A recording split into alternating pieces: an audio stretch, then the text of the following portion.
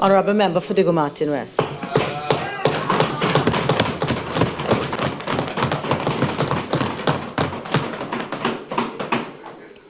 Thank you very much, Madam Speaker.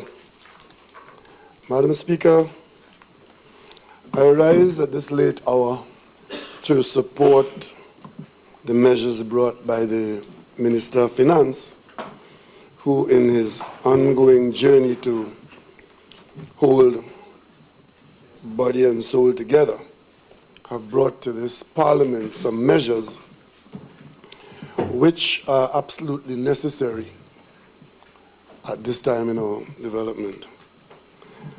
How we all would have preferred, Madam Speaker, to be in a different situation, and regardless of whether there was a lot of money available in the country or whether we are in the current circumstance, we more than likely would have had political differences, and you might have had 2 or 3 or 4 or 5 political parties participating in the political process.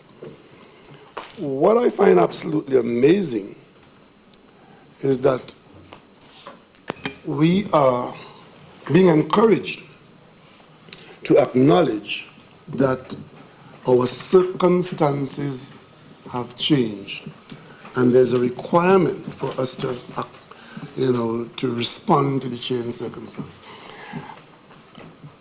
I know that a lot of theses can be advanced as to whose fault it was, why we haven't got a diversified economy, and why we can't be oblivious to the changes in oil and gas prices outside and so on. But those discussions may be more useful for another time. But tonight, in Trinidad and Tobago, what we are trying to do is to respond to our current circumstance. And it's against that background that I will ignore completely the fewings and the musings of the last speaker, because clearly he enjoyed the last general election, and clearly he thinks the campaign is still going on, and clearly he thinks that he has been hard done by, that all this wonderful thing that should have come his way didn't, and the country has made a mistake. That might very well be so. The bottom line is, the country of Trinidad and Tobago, like the rest of the world, is observing changed circumstance. Only this morning I was watching a program by some economic experts talking about the difficulty that the Chinese leadership is facing now. And the reason why it's important to observe what the Chinese leadership is going through is because it is so important to the rest of the world, including Trinidad and Tobago. And the point they were making is that the Chinese leadership is very nervous about the country's inability to maintain the standard of growth required to keep the population of China comfortable in the expectation that they had only a year ago. And one of the others, an American, was saying, maybe the Americans should be happy that China is stumbling. And then the third person pointed out, no, the Americans have to hope that the Chinese succeed, because if China fails, America will doubly fail. That is the level of interdependence that is existing in the world today. I have been around a lot longer than my colleague from Princestown, and most of you in this parliament. So I think on that basis, I have a slightly different perspective. I understand very clearly that the quality of life in Trinidad and Tobago, as it improved over the decades, was improved on the basis of funding available from the hydrocarbon sector. Whether we want to admit that or not, that is the fact. When we expanded the intake at UWI dramatically to allow more people to have access to tertiary education at UWI, it was because we were in a position to fund that initiative by the inflows. When we decided to increase the number of scholarships from a few tens to a few hundred to now we're averaging about 400, it was because 450. We had inflows, again coming from hydrocarbon fortunes to fund it. When we decided to subsidize fuel, gasoline, it's because there was funding coming. And virtually every single thing that we do in this country of significance required those inflows to be available. And that can be analyzed as an economy that was over-dependent on hydrocarbon. But the bottom line is that most countries are dependent on something, or in some instances overly dependent on something. In our case, we're lucky we have hydrocarbon to be dependent on and over-dependent on. Because if we didn't have it, we would have to be dependent on something else. So the bottom line is, we have moved ourselves to a situation where we are funding a certain quality of life from our hydrocarbon resources. Fact. We have engaged certain liabilities to do that. Fact. And then we find ourselves with the price of these materials in the marketplace that we have no influence whatsoever, declining from approximately $100 to $31. And we have some savings around, and we had some savings, we spent most of it.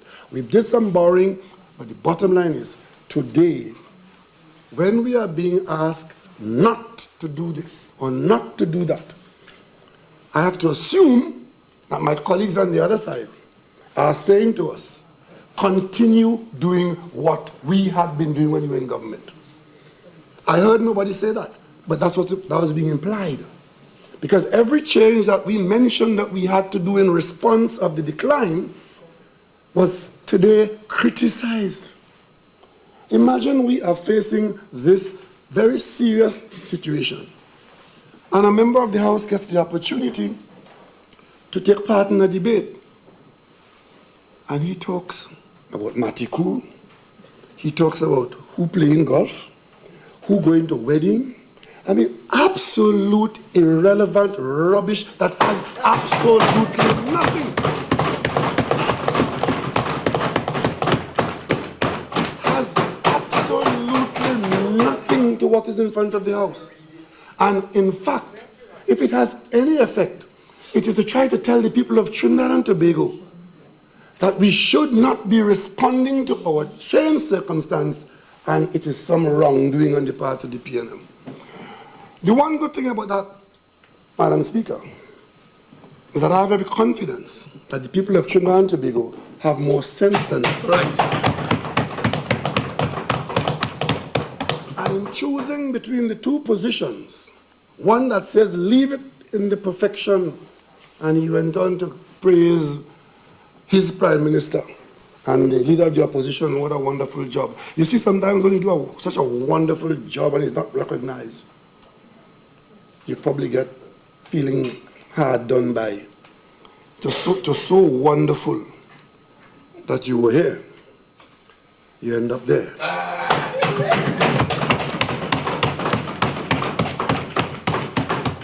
And from there, you want to tell us where to go. Because if we do not change what was happening, what in effect they're saying to us is to bankrupt the country a little further. Because if you don't have the ability to fund the liabilities that you have created or you are creating, then you're going to bankruptcy.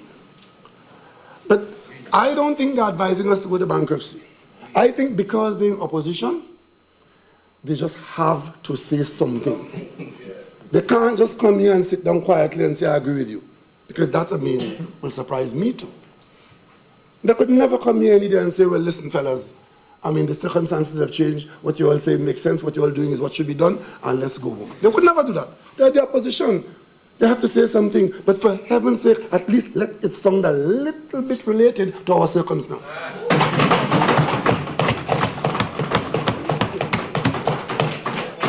It is possible to oppose and make sense. It is possible to take a position that is not entirely in sync with our position on this side and give the population an idea that another option is available. And if we try that option, it might give us a better chance. How do we respond to the changed circumstance? We say, okay, one, we'll cut out waste. We'll cut out waste. They have a problem with that if we mention only cutting out waste.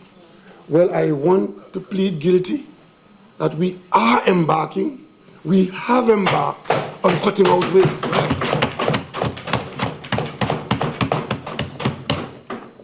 To my surprise today, I heard my colleague from Tobago making a part of his presentation an argument that we've turned off lights in an empty building on the highway. You pass. Children's sign, nothing like it. Sign at like children's hospital. So it's not lit? No, with lights. Listen. Nothing like that. Sign. Well, listen. We pass there every night, and there is two empty halls. Some people refer to it as a self-service hospital.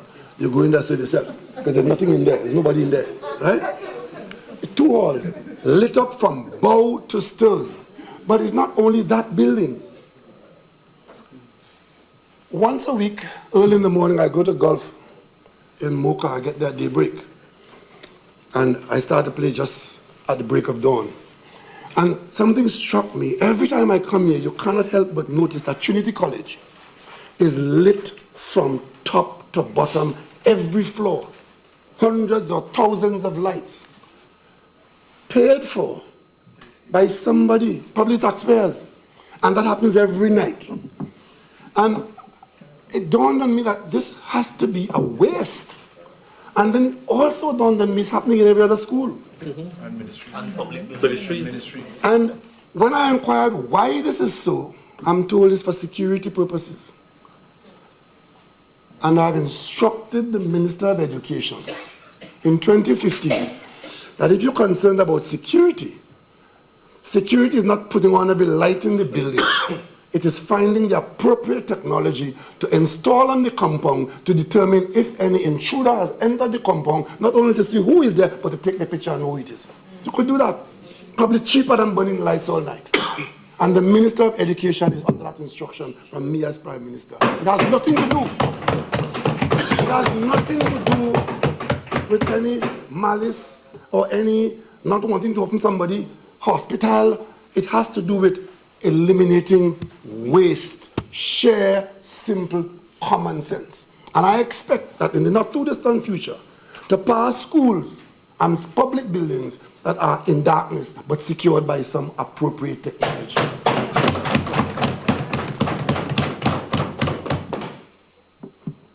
We didn't make any bones about the fact that we thought that the last cabinet was too large.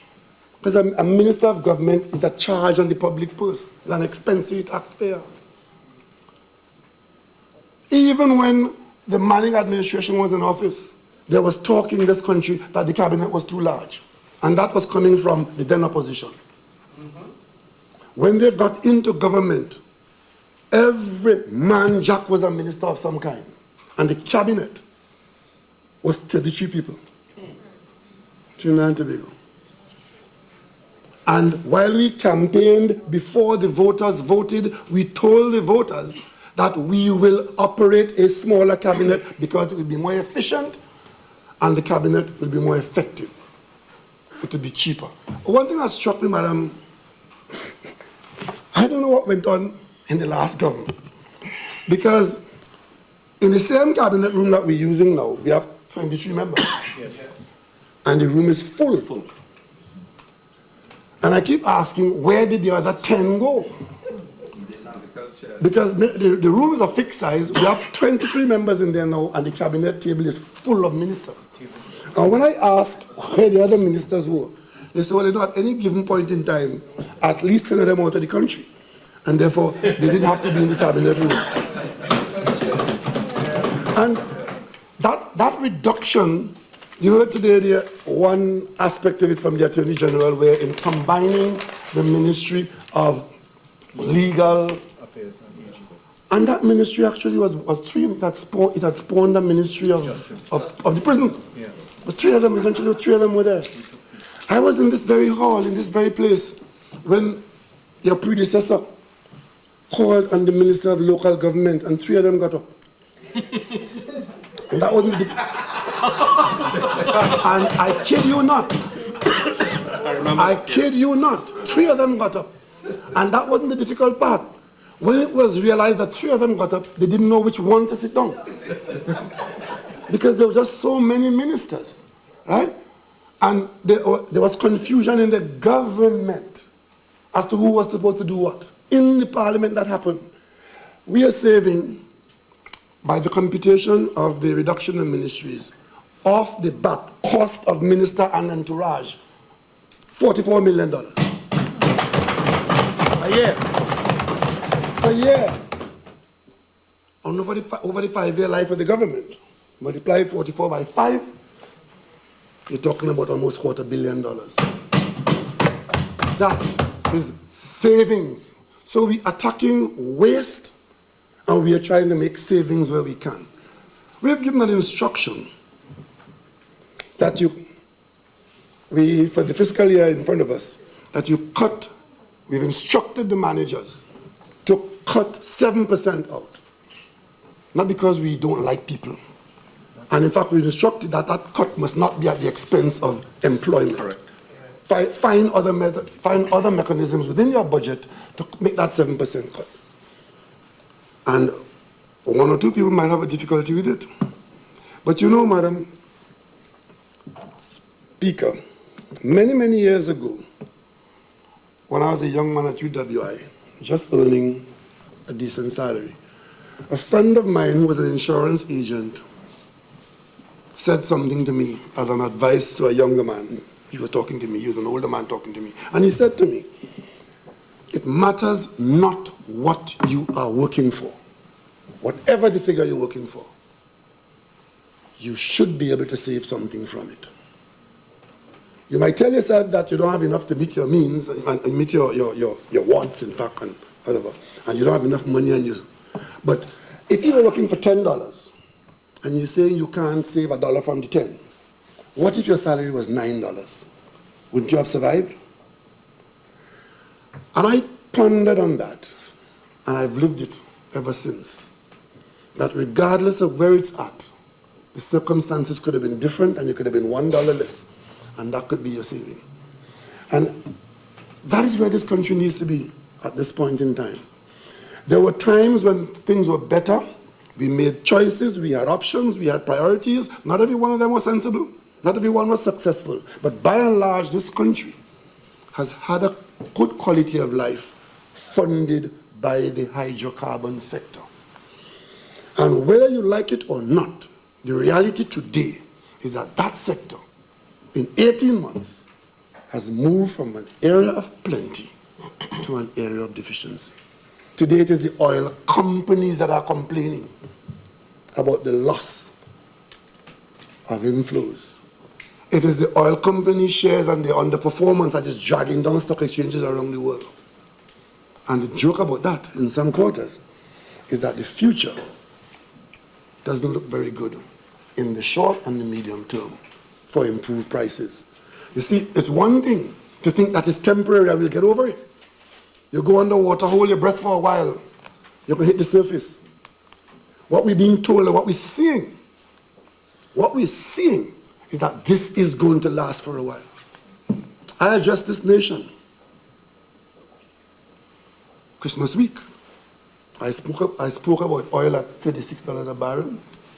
Today the Minister of Finance talked to us about oil at $31 a barrel.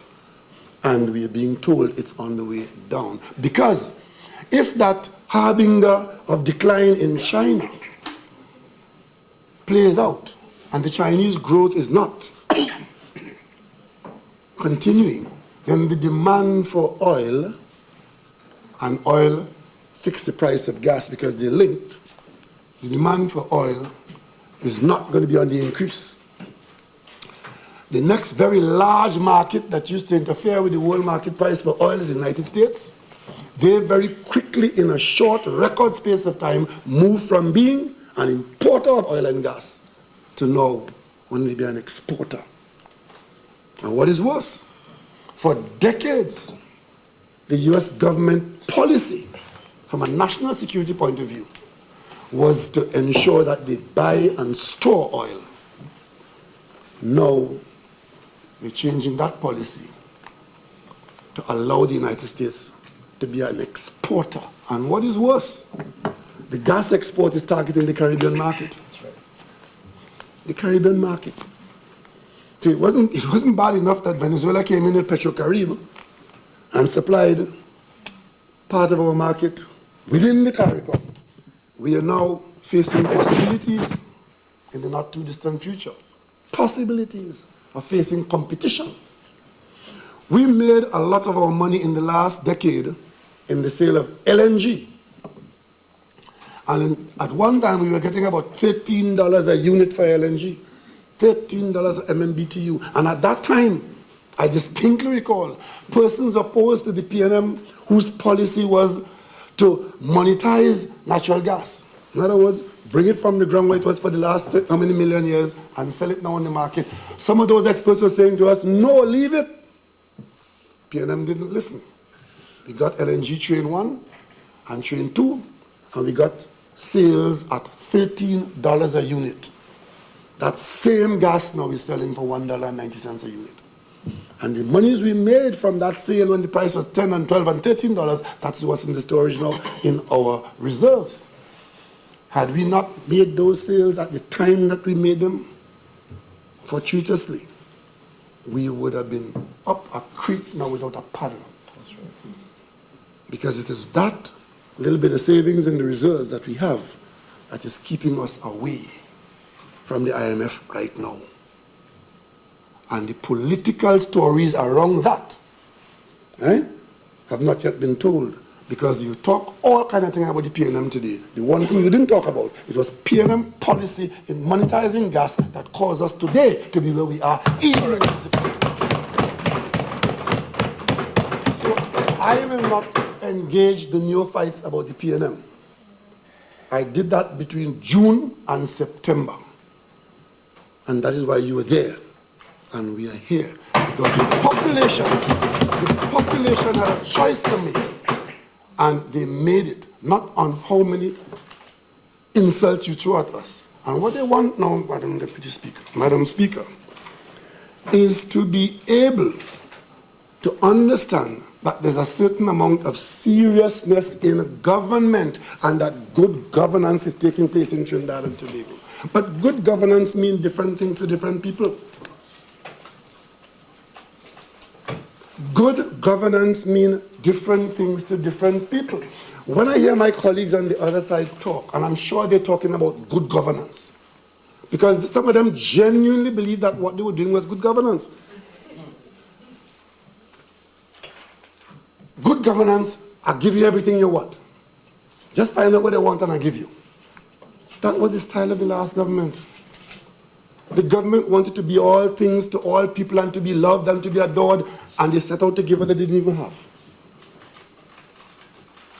My friend from Tobago, he, in the lead up to the general election, member for Tobago, overseeing the Ministry of Works, and knowing, as I did, because I was a public servant since I was in my teens, and I always knew in the public service, if you're spending money, authorizing officer, the accounting officer, the people in charge, you can't spend any money that was not in your vote. You can't incur any expense that there wasn't money to back up. Ask him. Ask him the $200 million in contracts that they awarded when there was no money in the URP vote. They thought that was good governance. They genuinely felt that, sir. At least I think so. I don't want to think otherwise. There was no money in the vote.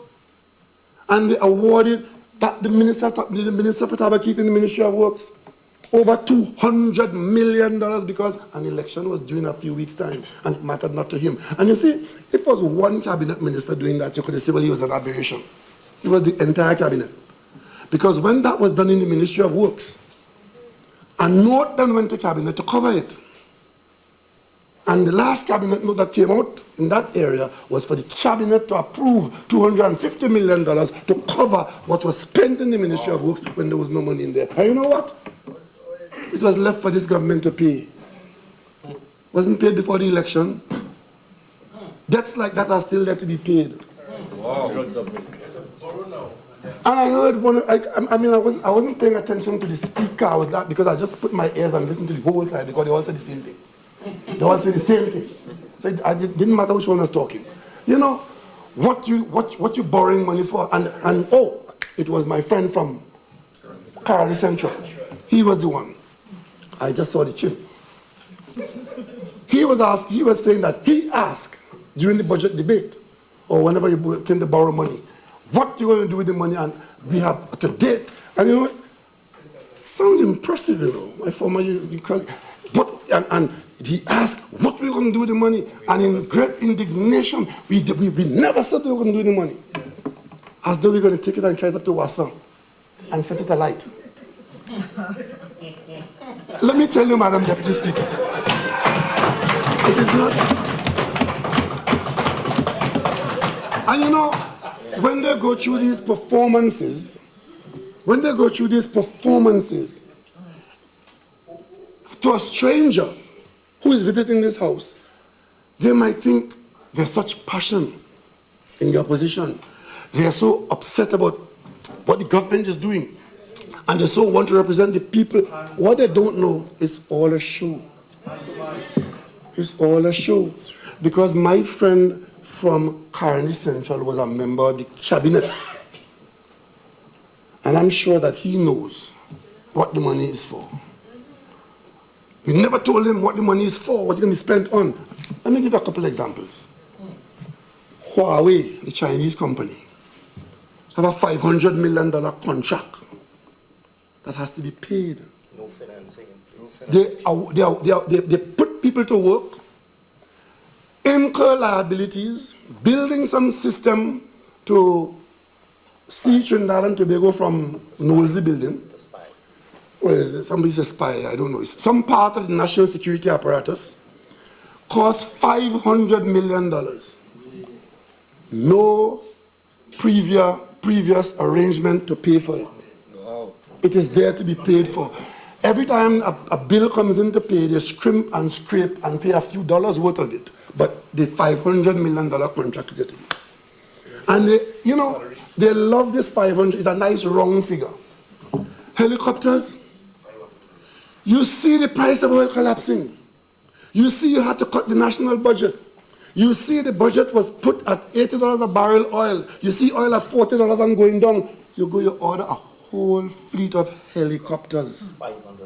$500 million more to be paid. That is there to be paid. And it is not being paid by the PNM or the UNC. The contract binds the government and people of Trinidad and Tobago, and they go on forever. When a government or when the government of Trinidad and Tobago enters into a binding contractual arrangement, it binds the people of Trinidad and Tobago, and it matters not who is in Whitehall, it matters not who is in the parliament here, it binds the people of Trinidad and Tobago. So the $500 million for Huawei, the people have to pay it. The $500 million for the helicopters, the people have to pay. And you all know that. And you come here and sit down there every day and jump up and down, and they're not telling us what they're doing with the money. It is paying the debts that you have incurred, that you bind the people of Trinidad.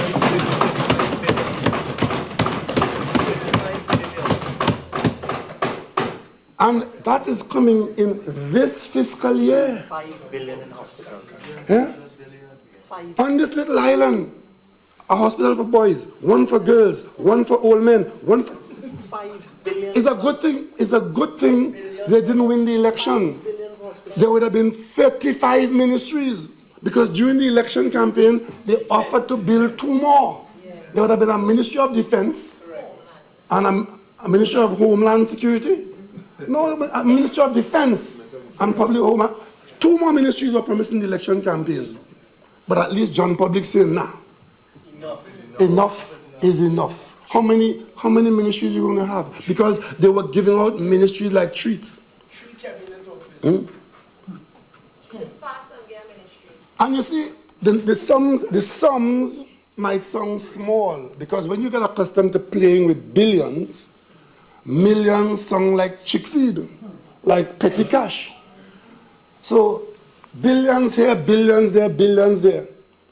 We are saying we're foregoing approximately a few $100 million. Honorable Member for Diego Martin West, your speaking time has expired.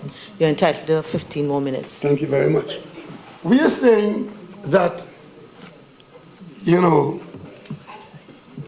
your ability to fund has changed. And $200 million in the current circumstance is a serious amount of money. $40 million is a serious amount of money. And in the current circumstance, where we are setting out to cut out waste, to make savings deliberately, and certainly to eliminate corruption, you come in here. My friend from St. Augustine, pitiful. He got away with it in 2010. He had no party. He has no support anywhere in the country. He is a COP sitting in the UNC seat. And imagine, you know, they're so kerfuffled. UNC people don't so, you know. COP inside here. He are moving. Right? To give them the facade that there's some partnership. Right? The man declared himself out of it, you know, sitting here in this seat in front of us. While my colleague from Orapuch East, he must have gone through the door. Right? And they come here, and the only thing that they're versed in is the PNM, the PNM, the PNM. Well, this year, the PNM is 60 years old this month.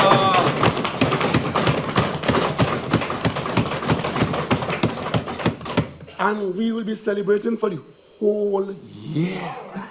60 years of public service to the people of Trinidad and Tobago. Uninterrupted. Oh, yes. And we never change the name. Uninterrupted service. And you can't even decide where your members should be in your own organization, but you want to give us advice. Our advice is that, to the people of Trinidad and Tobago, is that don't take people seriously who make a career of trying to frighten you over land and building taxes. I was paying land and building taxes since I was 17 years old. $1.44. But I always knew if I didn't pay it, that the government could take my land. But today, 2015, you hear the member for St. Augustine trying to keep his career alive, to fool people that if the government collects, not imposes, collects the tax under the land and building tax arrangement, that people could lose their house. Well, of course, if you don't pay your appropriate tax and you're a property owner, not only now, it has always been so. Exactly. That is the law. If you don't pay it, then you can be levied upon and the property could be forfeited. Why does it take a politician to come and waste so much time in the parliament? It sounds good, axe the tax. What a dotish poem. Axe the tax. It got you into government, it can't keep you there, it couldn't keep you there. Because it is the law. You had 5 years, we're being told now that we didn't do what and we didn't do. Things that they didn't do in 5 years, in 4 months they're saying we didn't do it. The last 5 years, the government was going to do some dramatic changes in the licensing office. And I'm not even talking about regularizing PH taxi. I'm not talking about that. I'm talking about the Motor Vehicle Authority. That arrangement that started under the PNM at $40 million is $1 billion construction project, and contrary to what we were told this evening by my friend from Princeton, it is not a finished project. The appendages have not been put on. That thing was supposed to arrange by a centralized unit in Frederick Settlement and a number of other satellite stations. Not one of the satellites been built, and the cost of the entire program was used up on the building. And the contractor run in Panama. And he gets sued by Precomco. That's for another day. But if you heard the parliamentarian talk this evening, You would have thought that That's this, finished, yeah. and accusing us on this side, who never said anything but let's move on, because it's difficult to move from where they left us, and accusing us of saying who want to go down to Freeport. Why you ever heard anybody say that? Trying to give the impression that the people in the country have a problem with the unit being in Freeport, in French settlement. And that is his point of view only, but puts it in the mouths of the rest of the population. And the next thing he would say is racial.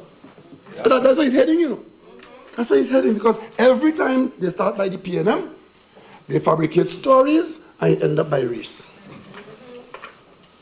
That's it.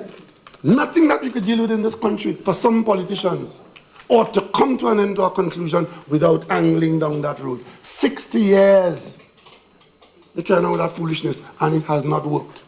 And it will never work, because the people of Trinidad and Tobago are smarter than you.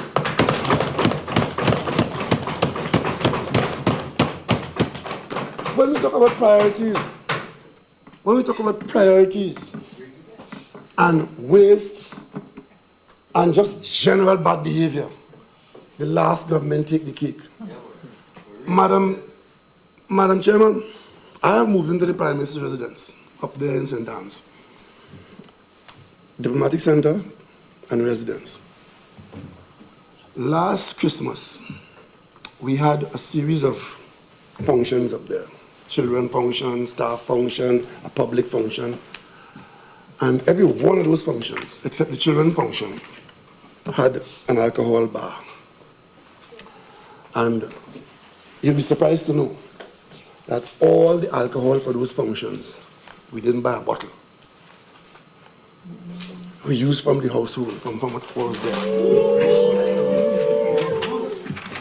And when Christmas was over, we had a valuation done on what was left. $400,000 of liquor on the compound there. And that is what they left when they went. After the party. That is what they left. And that should tell you what the priorities were for those who were there before the PNM. That should tell you what the priorities were. Right now in that compound up there, there's $400,000 in alcohol. And the interesting thing about it is that in the records, we can't find how it was sourced. There's no paper trail towards its sourcing. So it leaves us to wonder how all that alcohol got into that compound. But if I understand how they ran the country, it might have even been paid for by XYZ or Mr. ABC. Because, you know, we had a very good Christmas last Christmas. We didn't have as much as the Christmas before, but the one thing we didn't have a prime minister running up and down the country and back at trucks playing Santa Claus for 2 months. What I demonstrated last Christmas is that it's possible to have Christmas and have a prime minister working too. Yes.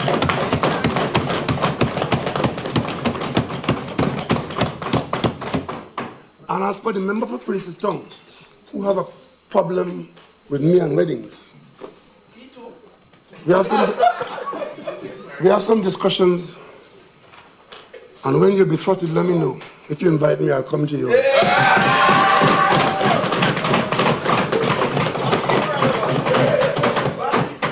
But I suspect that there have to be some serious discussions before you invite me. So, Madam Speaker, all I will say to my colleagues is that what is required of us is not that you become PNM or we become UNC. We are on different sides of the political divide, but we have the same responsibility, which is to serve the people of Trinidad and Tobago. And we can serve them from both sides of the house. That's right. It is your job to keep this government in check.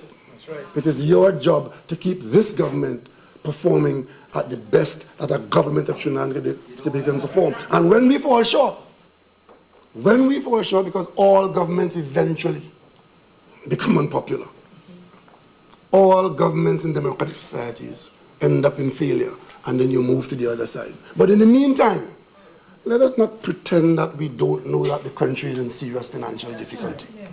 And if you know that, don't come to the parliament and tell us to spend more and get us into more trouble. Let us spend more, let us spend wisely. Let us spend wisely.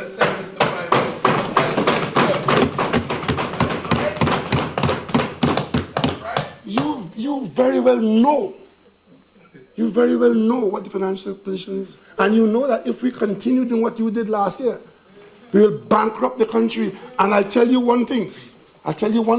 I'm leading this government in one term, 5-year term. And then we'll go to the polls after. But between now and then, I have a responsibility to you, your children, and the country to ensure that this country does not become another IMF case. That is the commitment I give to you. Once you get about it,